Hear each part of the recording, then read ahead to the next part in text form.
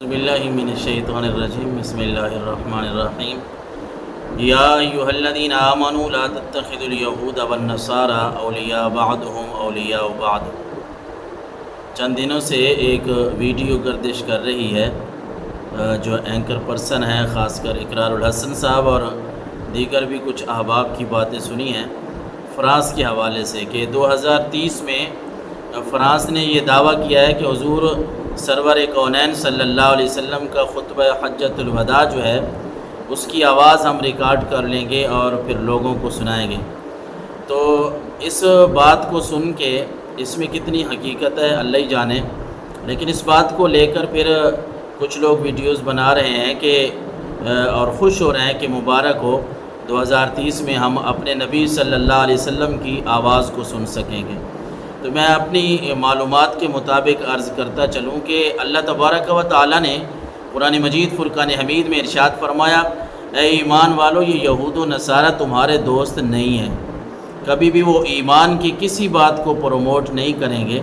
اور یہ حضور تاجدار کائنات صلی اللہ علیہ وسلم کی آواز کو سننا یا سنایا جانا، اور سائنس ظاہر جتنی بھی ترقی کر چکی ہے لیکن ایسی باتیں جن سے مسلمانوں کے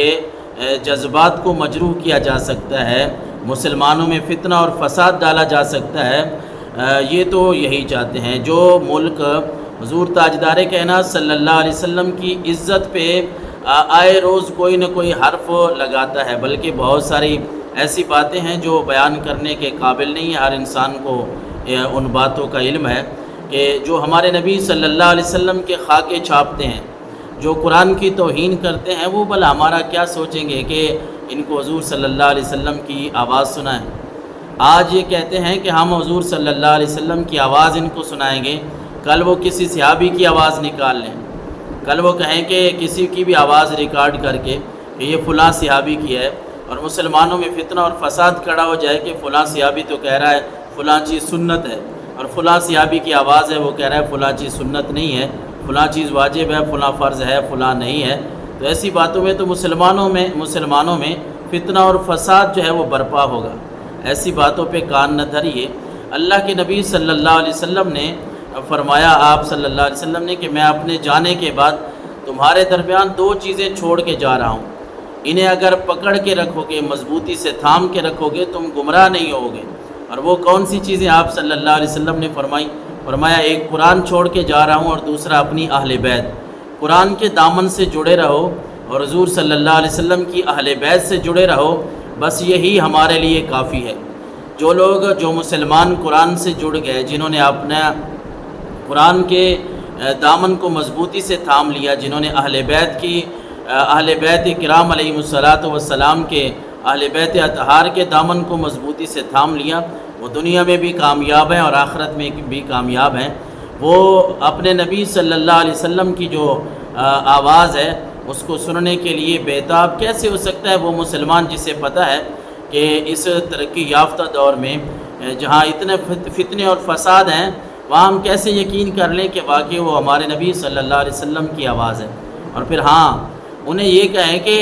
جو ان کے وڈیرے ہیں، ان کے بڑے ہیں، وہ بڑے دعوے کرتے ہیں کہ ہمارے بڑے بڑے سائنسدان تھے، انہیں یہ کہا جائے کہ وہ اپنے ان وڈیروں کی آوازیں نکالیں، اپنے وڈیروں کی آوازیں ریکارڈ کریں اور سائنس میں مزید ترقی کرنے کی کوشش کریں۔ وہ کیوں نہیں کرتے کہ اگر یہ دعویٰ کرتے ہیں 1400 سال پہلا، 14 صدیاں پہلے کی آواز اگر ریکارڈ کی جا سکتی ہے تو 200-400 سال تو ان کے لیے کچھ بھی نہیں ہے۔ اپنے سائنسدان، جو ان کے سائنسدان ہیں، جو ان کے بڑے ہیں، جو ان کے بڑے پڑھے لکھے ہیں، جن کو وہ سمجھتے ہیں، ان کی آواز ریکارڈ کریں، ان سے ترقی کریں، نہ کہ مسلمانوں میں کوئی فتنہ اور فساد مچائیں۔ اور جتنے بھی یہ اس طرح کی آپ ویڈیوز دیکھ رہے ہیں، میری تو آپ سے یہی درخواست ہوگی کہ ایسی ویڈیوز کو شیئر بھی نہ کریں اور ان کو سنیں بھی نہیں، اپنے ایمان کو ڈگمگ ہونے سے بچائیں۔ یہ ایسا ماحول چل رہا ہے آج کل کہ ہمارے ایمان پہ حملہ کرنے کے لیے نت نئے جو ہے وہ طریقے اپنائے جاتے ہیں۔ اللہ تعالی ہم سب کے ایمان کی حفاظت فرمائے۔